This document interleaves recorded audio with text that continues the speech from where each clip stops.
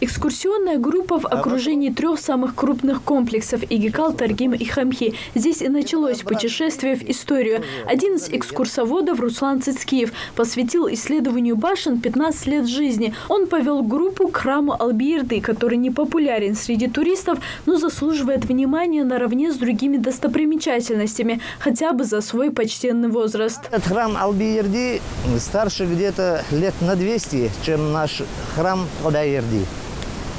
Где-то ориентировочно 7-8 век этому храму. А в Игикале гида перебивает сильный ветер, пение птиц и вопросы детей. Ответы на их в глазах ребят придают башням особый смысл.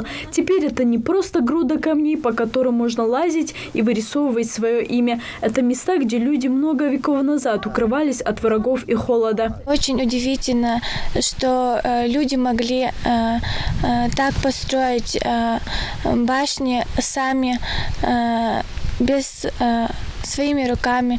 Несмотря на внешнюю неприступность, башни очень чувствительны. Время беспощадно даже к ним. Множество объектов полуруинированы или руинированы полностью, без возможности восстановления. Степень сохранности, скажем так, очень разная.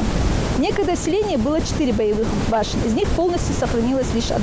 Экскурсоводы подробно объясняют ребятам, что такое склеповые могильники, каким образом хоронили людей, для чего накладывали петроглифы и строили навесные балконы. Ну и самое простое, как отличить жилые башни от боевых и полубоевых. Впрочем, маленькая Рабия теперь их классифицирует немного по-своему. Показали разные башни. Башни бывают большие, низкие. Гуляя по Игикалу, дети навестили могилу ингушского классика, автора популярного романа «Из тьмы веков» Идриса Базоркина. У могилы любимого писателя и чувствуешь себя частичкой истории, говорит литературовед Зарема Лалахоева. И мы с вами видим, как развивается, на примере жизни нашего героя, как развивается его жизнь, как в самой эпохе. Да? Там и становление советской власти, как появляется. Они там и участвуют, и в гражданской войне он участвует. Да? Конечно, самые интересные, наверное, моменты для всех, да, это моменты, когда появляется любовная лирика, да, именно вот где-то, может быть, за той скалой или где-то еще на какой-то скале они встречались, тайные встречи Зору с Калоем. Аза Угурчиева историей интересовалась и раньше. Она не раз приезжала в горы и посещала родовые башни со своей семьей. Но до конца прочувствовать эти памятники архитектуры удалось только сейчас. Каждый раз, когда я приезжаю, у меня бывают разные впечатления, очень много позитива. Каждый раз, когда я приезжаю, кажется, снова эти эмоции, это когда видишь эту красоту. Я думаю, что у наших предков была очень тяжелая жизнь, но достойна чести и мужества, и нам есть на кого равняться. Этим детям повезло. В таком юном возрасте они имеют возможность гулять по древним каменным поселкам. Лейла Ажигова, например, раньше рассматривала башни лишь на фотографиях в журналах и газетах. Мастер спорта СССР по спортивной гимнастике только сейчас увидела башенные комплексы вживую. Поэтому женщине так же любопытно, как и детям. Меня впечатлили все комплексы. Мне понравились...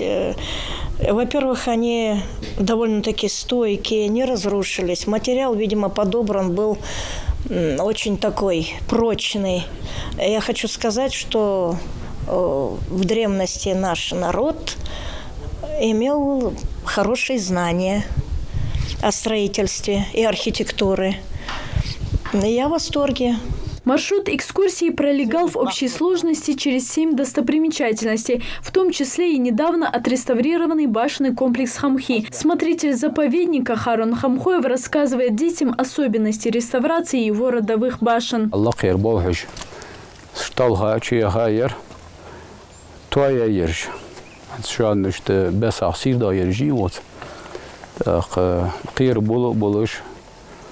يأخذ نكر مارقلة ثانية يمتيج يخ تات خير سمتيجش تاري وحل زراعة وقارع قان شارع ثانية خديك كي غير شير داي цудах етеждес.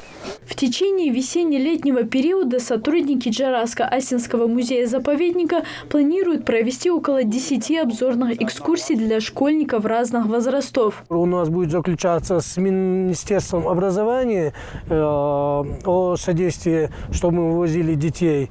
Это чаще более будет, детям будет интересно с 5 по 11 классы. А вот уже в дальнейшем мы собираемся с университетами, с училищами, с колледжами, чтобы оттуда студентов возить и рассказывать более подробно нашей истории. Это позволит не только приобщить детей к культурному наследию наших предков, но и приучить их к бережному отношению и уважению к историческим ценностям. Залина Могушкова, Рамзан Зурабов, Новости 24.